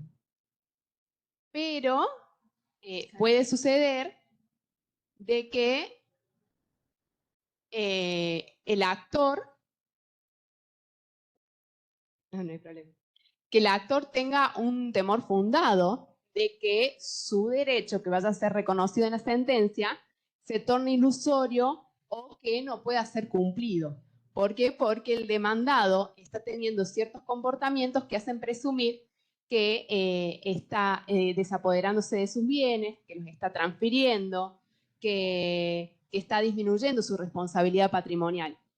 Entonces, para eso se crea el Instituto de las Medidas Cautelares, que según Carner-Luty, dice que cautelar se llama el proceso que en vez de ser autónomo, en vez de tener una autonomía funcional, viene a garantizar preventivamente el buen fin de otro proceso, que es el cumplimiento efectivo de la sentencia definitiva. Bien, estas medidas cautelares se pueden solicitar en el proceso de conocimiento, que es el que tramita hasta el momento de la sentencia definitiva, o en los procesos de ejecución, de sentencia. ¿Cómo van a tramitar estas medidas cautelares? Se las puede solicitar antes de interpuesta la demanda del juicio principal, puede ser conjuntamente con la demanda o después de promovida la demanda. Y de acuerdo al momento en que la presente va a tener un distinto trámite, ¿no? Cuando se interpone antes de la demanda, se forma un expediente. Recuerden que no se presentó la demanda, un expediente que va a ser autónomo, donde se van a ofrecer las pruebas, se va a correr vista al fiscal y se va a resolver. Cuando se traba la medida, cuando se hace efectiva la medida, tiene 10 días para interponer la demanda principal. Si no la interpone, la medida cautelar caduca. ¿Por qué? Porque no tiene una autonomía funcional, es accesoria, es instrumental y sirve para el cumplimiento de otro proceso que es el juicio principal. Bien, ahora cuando le interpone conjuntamente con la demanda, en estos casos a veces el actor pide de que previo a correr el traslado de la demanda se resuelva la medida cautelar. ¿Por qué? Porque no quiere que el demandado tome conocimiento de que se le entabló una acción en su contra y eso lo lleve a desapoderarse de los bienes más rápidamente, antes de que él pueda trabar una medida en caso de que sea despachada, ¿no? Entonces, ¿qué es lo que vamos a hacer? Vamos a otorgar la participación, vamos a tener por promovida la demanda y de la medida cautelar vamos a correr vista al Ministerio Público Fiscal si es que él considera que con la documental presentada se puede resolver. Se va al fiscal, el fiscal dictamina, se expide para saber si la medida es procedente o no, luego pasa a resolver. Cuando se resuelve, ya ahí estamos en condiciones de correr el traslado de la demanda. Ahora, si quiere que sea todo más rápido, que tenga más celeridad el proceso y no estar esperando que se resuelva la cautelar, pide que se haga por un incidente separado. Bien, después de promovida la demanda, si plantea una medida cautelar, ya vamos a ver en qué supuestos, se abre un incidente. ¿Qué es lo que está sucediendo ahora con el expediente digital? Que los abogados suben el pedido de la medida cautelar en el juicio principal. ¿Y qué pasa? No lo podemos proveer ahí porque lo va a ver la otra parte. Entonces, la única solución que encontramos ante eso es abrir un expediente por cuerda separada, por supuesto, que solamente lo vea la parte peticionante de la medida, la contraria, se pone en estado privado y se lo vincula solamente al peticionante. Y en el primer decreto que se hace, se le da la participación, con los autos principales, y se ordena que por secretaría se envíe mail al soporte técnico para que procedan a desglosar la presentación efectuada en el expediente principal. Una vez que la desglosan, nosotros ya lo podemos sacar a letra y así la petición que se hizo en el principal, la otra parte. Es la única forma que tenemos de garantizar esto que se llama que las medidas cautelares tramitan inaudita parte. O sea, solamente tramita por la parte que la pide, sin traslado a la contraria. La otra parte no se puede enterar de que pidió la medida cautelar. Esto, que no entra en conocimiento del demandado, se da hasta que se resuelve la medida, se otorga la medida, se traba el embargo. Ahí el demandado puede ser que tome conocimiento de que se trabó la medida y ya no hace falta notificarlo porque él ya solo puede saberlo. Pero si no, el actor es quien tiene la responsabilidad de notificarlo y hacerle conocer la medida. Sí. Aclaración que en general, no solo de las medidas, porque me acordé cuando lo dijo, y no sé cómo hacen los otros juzgados, no solo cuando es la medida cautelar, sino cuando se inicia la causa, la ejecución, la principal, y solo hay una parte, nosotros lo ponemos siempre en privado, además nos vivimos corrigiendo eso, porque a veces cuando vos la iniciás a la causa, automáticamente está pública. ¿Eso qué quiere decir? Que cualquier persona la puede ver, no va a ver el contenido, pero va a saber que hay una causa contra él, ejecución, medida cautelar, la que sea. Entonces, cuando se intenta proteger eso, tienen que siempre darse cuenta que hay que ponerlo en privado. Entonces, ¿qué quiere decir privado? Que solo lo va a ver el que esté vinculado a la causa.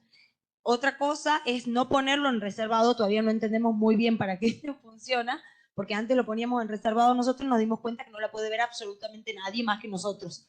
Entonces, determinamos que sea privado y recién cuando la otra parte ya tomó participación por el motivo que sea, la causa que sea, lo ponemos público porque ahí ya no hay inconveniente que lo vea quien sea.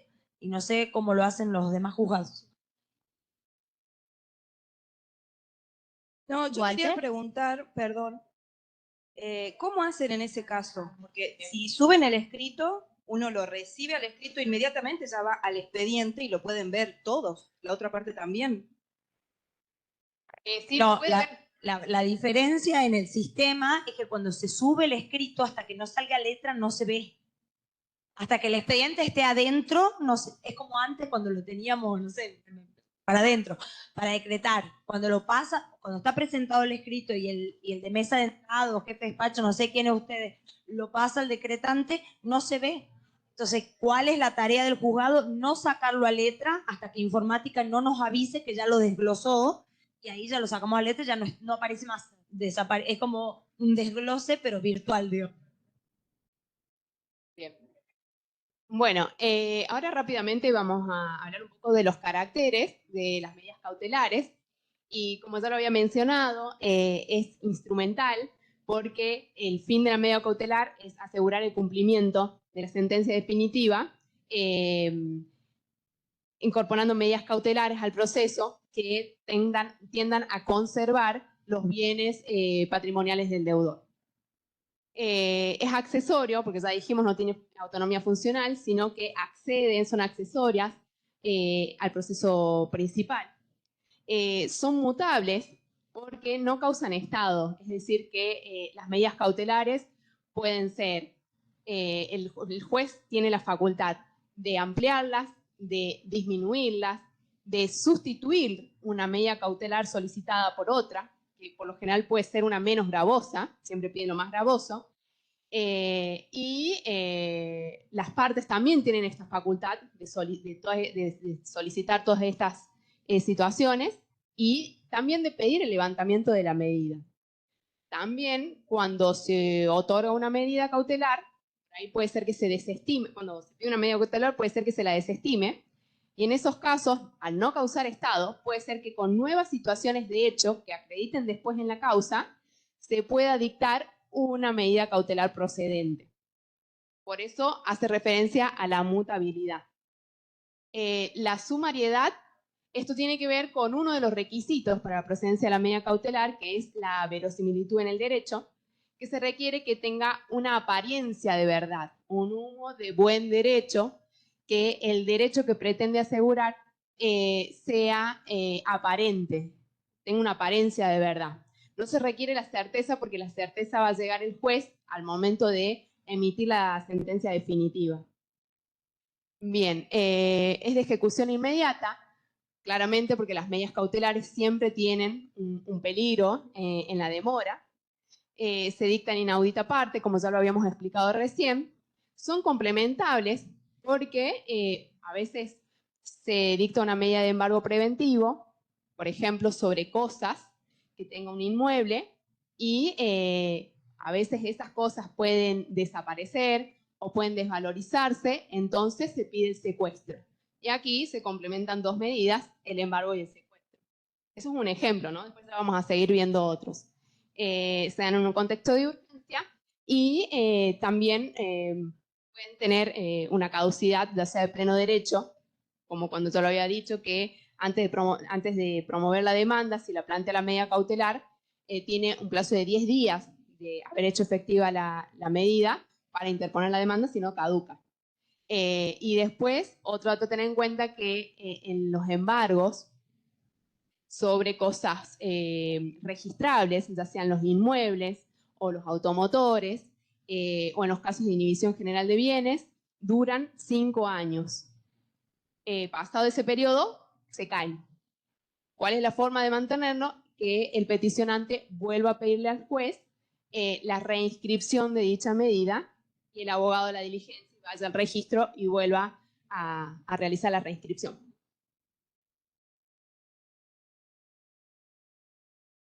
Bien, los presupuestos o requisitos que siempre evaluamos para ver si la medida cautelar procede o no son estos 3. En realidad son los 2 primeros, porque la contracautela es más bien un requisito de ejecución ya de la medida que se dicta. El primer requisito es la verosimilitud del derecho, que era lo que comentaba recién, que es necesario que el derecho que se pretende asegurar tenga una apariencia de verdad, que sea verosímil, no se requiere certeza. El peligro en la demora, este peligro en la demora sí también es importante, los 2 requisitos que sean acreditados, porque es el que nos va a dar a entender por qué tenemos que sacar una cautelar antes que se dicte una sentencia. O sea, el peligro está en que la demora que pueda llegar a tener un proceso hasta el dictado de la sentencia definitiva, se genere el riesgo de que el demandado se desapodere de sus bienes, los transfiera, los haga desaparecer y quede insolvente para no pagar el monto que puede llegar a tener una condena. En relación al tema, la Corte Suprema dijo en este fallo, que es muy conocido, que se debe verificar si el mantenimiento o alteración de la situación de hecho o de derecho existente puede influir en la sentencia o convertir su ejecución en ineficaz e imposible. Se evita esto de que la sentencia vaya a ser ineficaz o de imposible cumplimiento.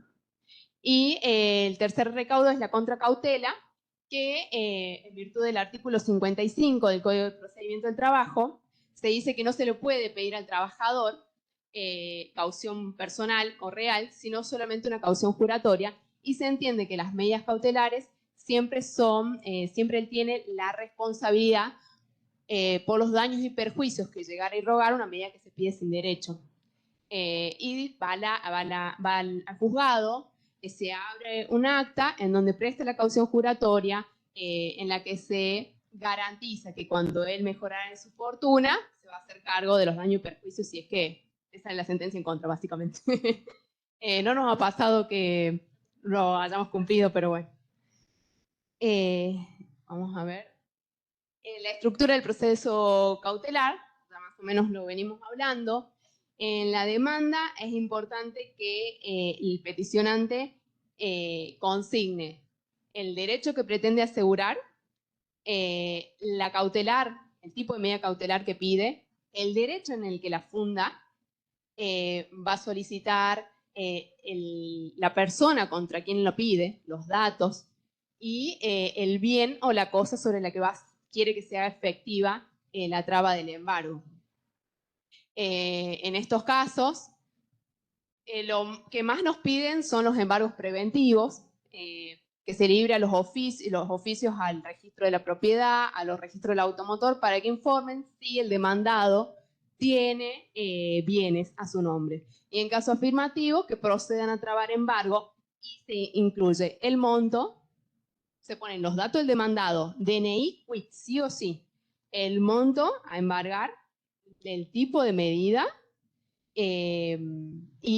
bueno, después cómo va a diligenciar la medida, ya sea por un mandamiento o por un oficio, dependiendo lo que se haga.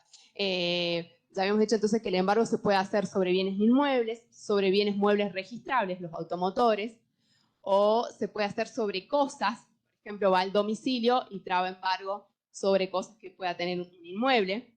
Y en estos casos, a veces corre riesgo de que los hagan desaparecer, entonces a veces piden el secuestro. Nos ha pasado, por ejemplo, de empresas que han despedido empleados o que están por cerrar, entonces nos piden el embargo del secuestro de las maquinarias, por ejemplo, textiles. Para ofrecer la prueba que vaya a acreditar la verosimilitud en el derecho, sobre todo, o el peligro en la demora, nos pueden ofrecer testimoniales, nos pueden ofrecer periciales, informativas, registros.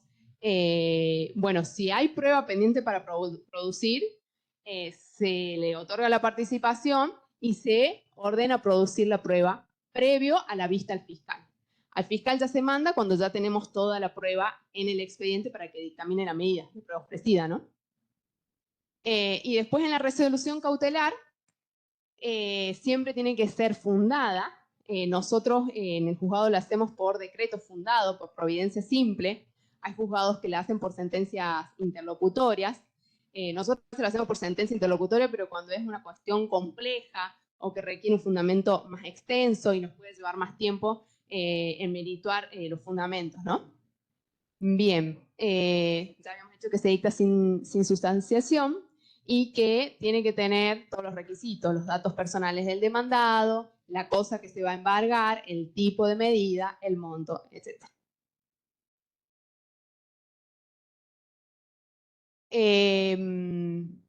Bueno, ya habíamos dicho que en el cumplimiento de las medidas cautelares, el demandado, si no toma conocimiento con la traba del embargo sobre la medida que se le trabó, hay que notificarlo en el plazo de 3 días de hecho efectiva la medida. Y al tramitar el expediente bueno, ahora es todo digital, así que ya no se reservan más en secretaría.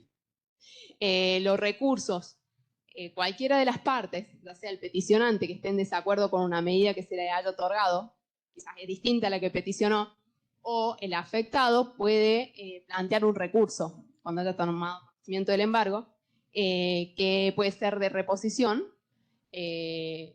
con apelación en subsidio o de apelación directa. Bien, ¿cómo se va a conceder el recurso? Siempre con efecto inmediato y devolutivo, con lo cual el incidente se va a ir a la Cámara y van a quedar las copias, si el juez lo considerara necesario, en el juzgado para que pueda seguir tramitando la causa y no se paralice. Por eso es devolutivo. Bien, acá tenemos algunas clasificaciones. Estas específicas son las que están previstas por la ley, y las genéricas son las que la ley no las prevé y que el juez tiene la facultad de dictarlas de todas formas. En las específicas, como ya habíamos hablado, tenemos el embargo preventivo, el secuestro, la intervención judicial, inhibición general de bienes, anotación de litis, prohibición de innovar, prohibición de contratar, protección de personas. Y como genéricas, parte de la doctrina pone las medidas innovativas, que ya en un rato rápidamente las vamos a explicar. En el embargo preventivo, ya habíamos dicho, es la afectación de un bien del demandado con miras a asegurar la eficacia de la sentencia. La procedencia se halla supeditada al cumplimiento de los 3 requisitos: similitud en el derecho, el peligro en la demora y la contracautela. Y acá es importante que siempre lo tengan presente, son los casos en que la ley presume tener por acreditada la verosimilitud en el derecho, es decir, que el derecho que invoca y que pretende proteger, ya la ley lo presume como cierto. ¿En qué casos? Ante la falta de contestación de la demanda. ¿Por qué? Porque cuando no contesta demanda, está previsto en el artículo 57 del Código Procesal del Trabajo, entra en rebeldía, y la rebeldía que efecto produce, se presume que son ciertos los hechos expuestos en la demanda, salvo que el juez, por las pruebas que tenga, considere de que su derecho no está debidamente acreditado, ¿no? Eso ya sería la excepción. Después tenemos un segundo supuesto, que es por confesión judicial ficta o expresa, que es en la que incurre el demandado cuando no comparece a la audiencia confesional, y también se lo tiene, la ley presume que se tiene por cierto los hechos expuestos en la demanda. Esto está estipulado en el Código de Procedimiento Civil. Y después tenemos en el 212, inciso 3 del Código Procesal Civil, cuando hay una sentencia favorable, pero que alguna de las partes la apeló. Al apelar la sentencia no está firme, entonces también opera la presunción.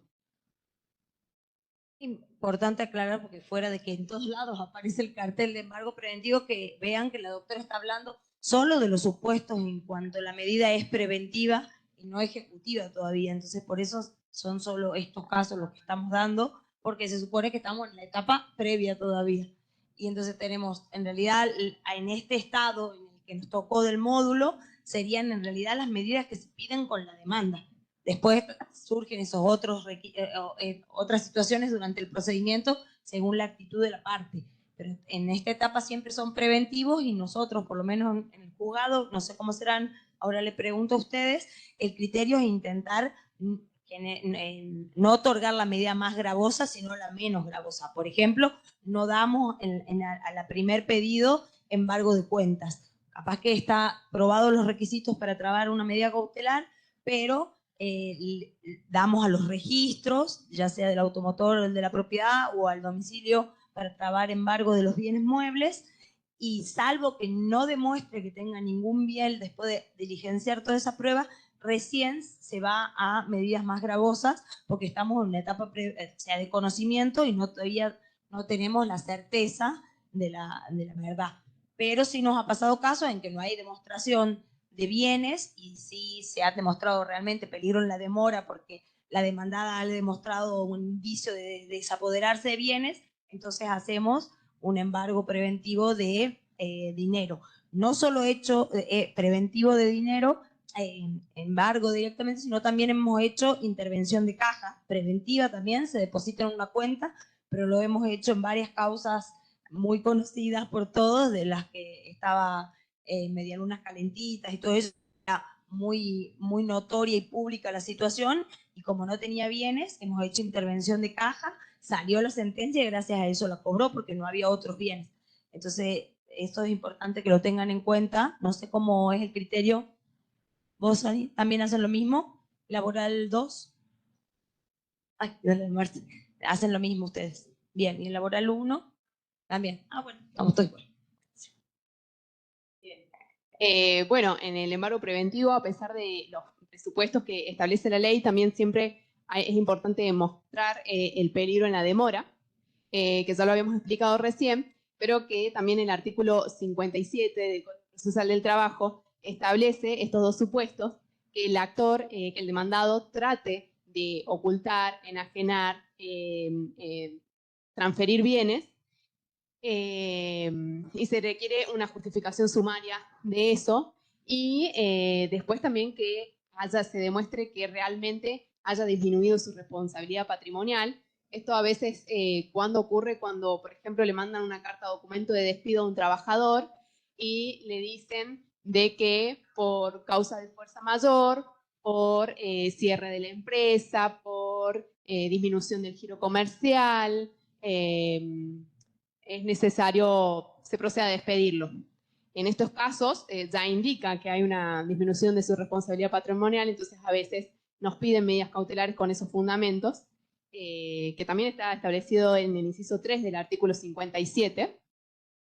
Y bueno, en esos casos presumimos el peligro en la demora, que tampoco es tan fácil probarlo, ¿no? O sea, tienen que ingeniarse los abogados también para ver cómo hacen que proceda sus medidas.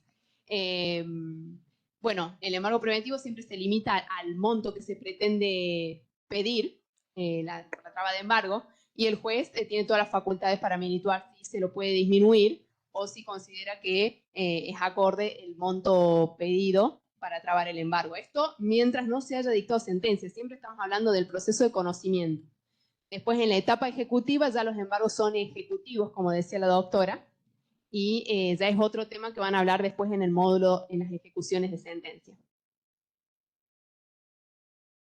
Bueno, después tenemos unos bienes inembargables, que, bueno, eso ya también es un tema más extenso, que dice el hecho cotidiano del deudor, su mujer y sus hijos, los instrumentos necesarios para la profesión, arte u oficio, las ropas y muebles de indispensable uso, 2 sobre los sepulcros y 3 en los bienes exceptuados de embargo por ley.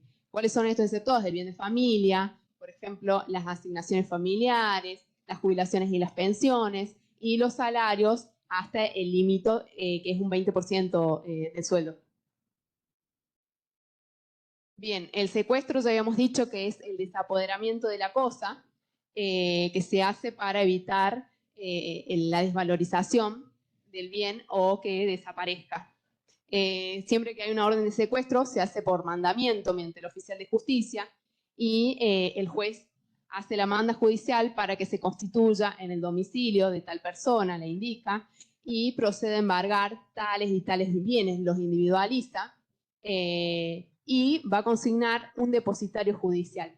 El depositario judicial va a ser la persona quien va a tener la guardia y la conservación de las cosas hasta el momento en que pueda ejecutar la sentencia que le va a salir favorable en la ejecución de la sentencia. Bien, entonces acá a veces tenemos que puede ser autónomo, puede ser complementario, como ya habíamos dicho de otras medidas, o sancionatorio, cuando ante un incumplimiento de una orden judicial. La intervención judicial es lo que había comentado la doctora recién, que es cuando se dispone la intervención de las cajas.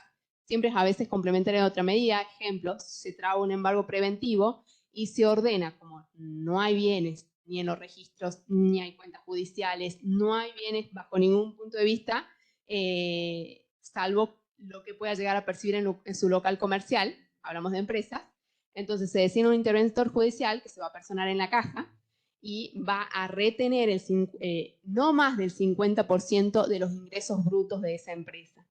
Esta es una de las medidas más gravosas y tiene que ser interpretada con carácter sumamente restrictivo. Y después tenemos el interventor informante, que es quien vaya a comunicar el estado de los bienes o cosas, que se usa tanto, se usa más la de la intervención de caja. Y después tenemos la Inhibición General de Bienes, en la que se lo prohíbe, en la que le prohíbe al demandado enajenar los bienes. Para hacer efectiva esta medida, se informa al registro de la propiedad y al registro del automotor mediante el nombre, el DNI, el domicilio, todo del demandado, porque es sobre la persona que pesa la inhibición, para que no enajene ningún tipo de bien. Esta medida también es la más gravosa y se suele pedir y se suele otorgar como última ratio ya cuando vemos que no hay bienes, pero puede llegar a ingresar algún bien. En ese caso ya se lo inhibe para que no pueda transferirlo mientras dure la causa. Y después tenemos por último estas dos, que la que se suele dar más en los procesos laborales es la medida cautelar innovativa. Hay una diferencia, la prohibición de innovar es de no hacer, es mantener la situación de hecho. Y la innovativa es la que permite variar o modificar una situación de hecho. En este se hace, en la prohibición de innovar no se hace. ¿En qué casos a veces lo hemos tenido? En los amparos sindicales, cuando se presenta, por ejemplo, un delegado gremial al cual lo han removido o lo han cambiado del puesto de trabajo, por supuesto, por uno mucho más gravoso para él, y pide la restitución a su anterior puesto de trabajo y al ejercicio libre de su derecho sindical. Entonces, pide por una medida cautelar que el juez lo restituya. A veces puede coincidir con el fondo del asunto de lo que se va a dictar en la definitiva, porque claramente presenta un amparo porque se ve violentado en sus derechos, pero bueno, a veces es necesaria porque el proceso también dura su tiempo. Y al revés también la misma demandada nos ha presentado exclusión de tutelas sindicales para despedirlo, para sacarle los fueros y después poder despedirlo, y pide de que se lo suspenda o que cesen sus funciones, porque puede llegar a ser un peligro el trabajador para la empresa, etc. Entonces, estas son innovativas. Piden un cambio, ¿no? Y lo que suele suceder es que se retrotraen los efectos a la situación anterior al haber experimentado el cambio, ¿no? ¿no? Por ejemplo, en este caso, para el delegado sindical. Bueno, y después ahí ya tenemos los modelos, que bueno, ya a esta hora no nos vamos a detener a verlos, pero se los dejo ahí por si quieren después verlos. Refleja un poco de todo lo que vine hablando y que lo hacemos en la práctica. Así que, bueno, cualquier duda que tengan, y si puedo responderla, si no está la doctora también, que es quien decide. Están con medidas cautelares, es más o menos lo mismo en todos lados, ¿no es cierto? Hacemos lo mismo, parecido por lo menos. Para así ya terminar, así podemos hacer cortito, 10 minutitos lo del trabajo. Las chicas imprimieron unas copias, que es multiple choice. Ustedes...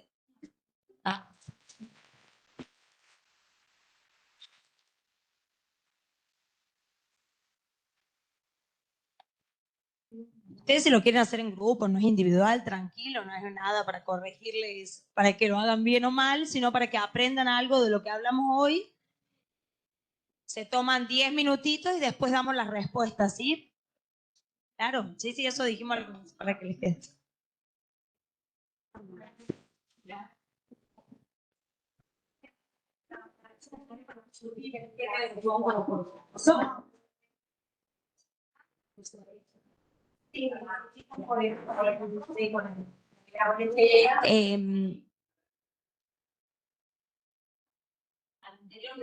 Bueno, contestando a los chicos los que están en el interior, aquí nos ponen, en nuestro juzgado de la tercera circunscripción, fuera de esta circunscripción se notifica por TCL conforme al 44. Sí, me imagino que es el telegrama obrero que le da la gratuidad. Nosotros en esos casos, también en los casos que tiene domicilio la parte demandada en otro lado y el actor no puede cargar con el gasto, lo hacemos así también. Y respecto a los archivos, me imagino que sí, que se los subirán al Drive. Ahí veo que los van a subir.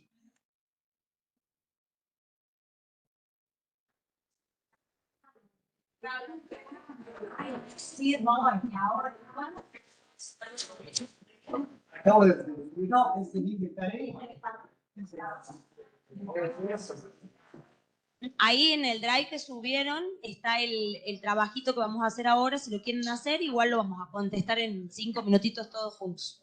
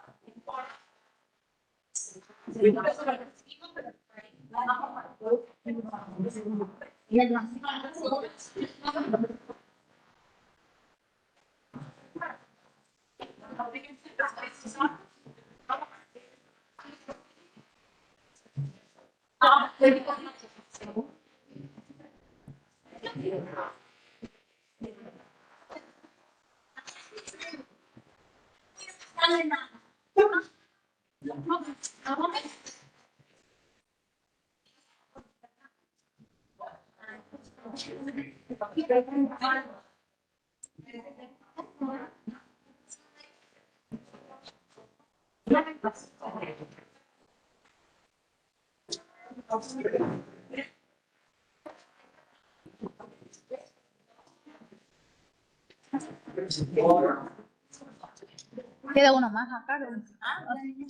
A ver, le voy a dar algunos.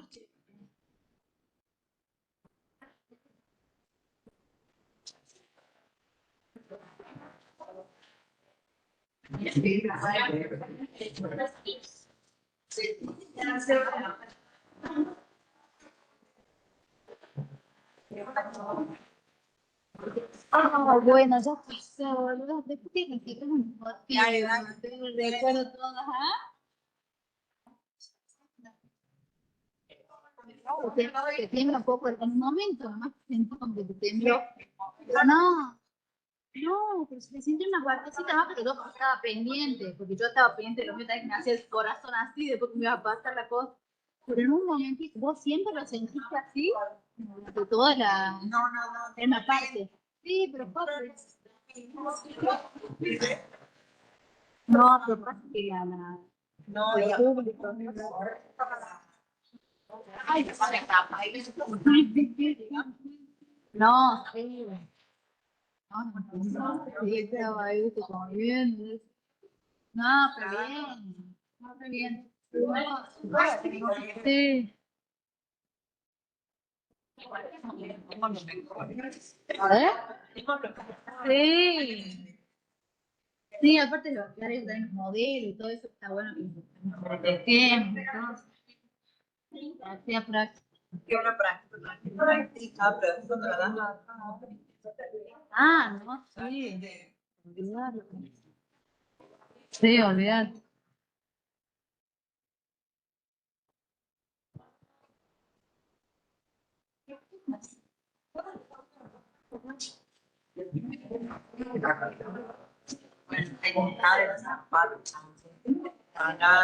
No, sí.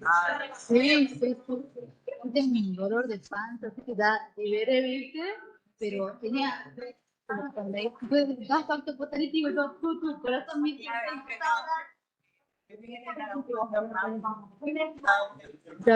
claro, yo trataba de meter en medio.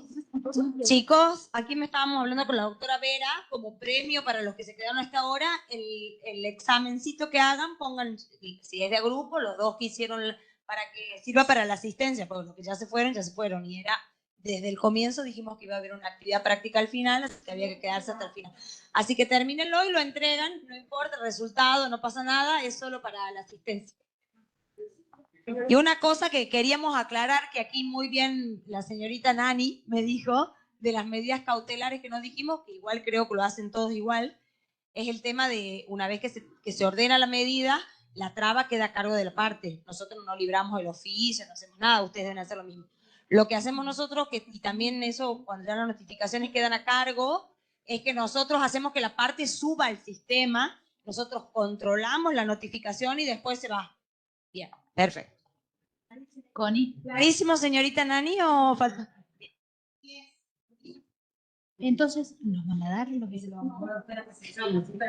Ah, bueno, escúchame, pero igual vamos a hacer las respuestas correctas, son tal y tal, una vez que lo entreguen. 2 minutitos y hacemos la devolución. Así que por favor, acá Belén ya terminó hace rato. ¿Quiere participar?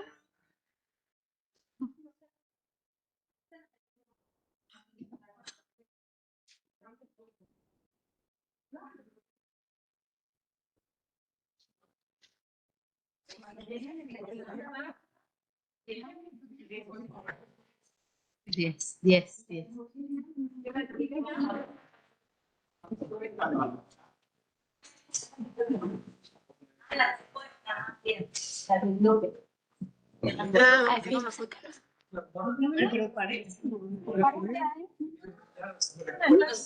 Bien, ahí me están diciendo los de informática que como se subió como documento Word, lo pueden bajar, hacer el cuestionario y lo mandan al mail de la escuela para que quede con su nombre, así queda registrada la asistencia también para este módulo.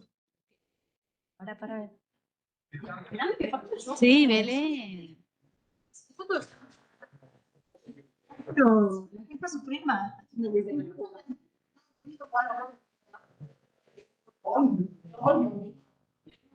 Ahora viene la legal.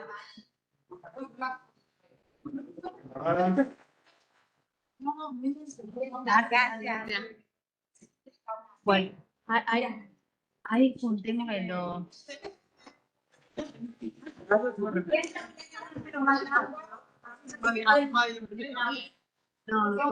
No, madre.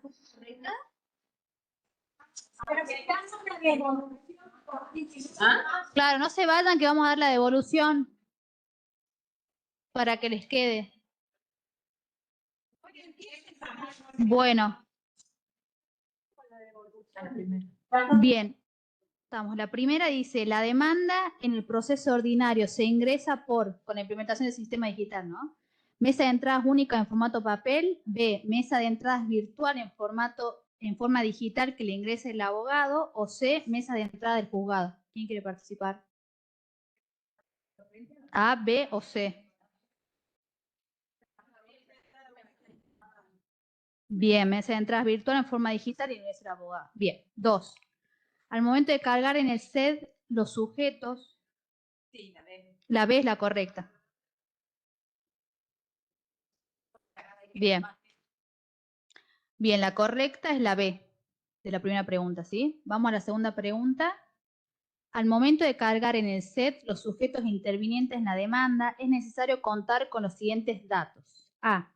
Datos personales de la parte actora y domicilios. B. Solo datos de la parte demandada. O C. Datos personales de la parte actora, de la parte demandada, domicilios y del profesional interviniente. La C, muy bien. La C es la correcta. Pasamos a la 3. ¿Cuánto es el tope máximo que se puede establecer en el pacto de cuota litis como retribución para el representante de la parte actora en caso de que gane juicio? Muy bien, la respuesta B es la correcta. La 4 dice, si al momento de iniciar la demanda se omite cumplir con alguno de los requisitos de admisibilidad de la demanda, como por ejemplo planilla de liquidación, denunciar domicilios, etc., ¿por cuántos días se debe intimar a la parte actora para que cumpla? A. Bien, la opción A es 2 días, B 3 días o C 5 días. Son 5 días, aclaramos. Claro. El código establece en 61 5 días. Después ya son 2 o 3 días, pero antes son 5 por la intimación previa. Bien. La 5. ¿Qué firma se exige para la parte actora que se presenta con patrocinante y letrado? A. Firma electrónica solo de su abogado. B. Firma electrónica del actor. O C. Firma hológrafa inserta en el documento que luego escanea y sube el abogado. Firma hológrafa y la firma electrónica del abogado. Bien, perfecto. La opción C es la correcta. Vamos a la 6. ¿Con cuántos días de antelación se debe notificar a la parte demandada la fecha de audiencia y conciliación, teniendo en cuenta que el domicilio queda en la capital?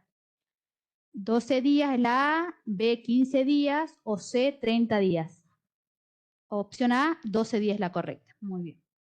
7. Durante el proceso de conocimiento, ¿qué tipo de embargo se otorga? A, preventivo, B, ejecutivo o C, ejecutorio. Embargo preventivo. Muy bien. La 8, por último, tenemos cómo se tramitan las medidas cautelares. Opción A, inaudita parte, u opción B, con traslado de la petición a la contraria. Opción A, inaudita parte. Muy bien, excelente. 10 todos, están todos aprobados.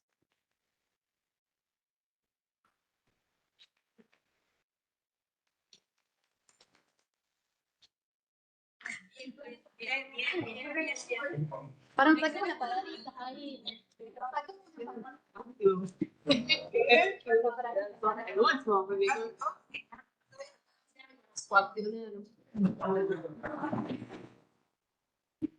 Bueno, vamos a ver nuestras bendis que nos esperan. Bueno, los despedimos ya a todos los chicos, despedimos a los del interior que están conectados, que ya están liberados. Muchas gracias a todos.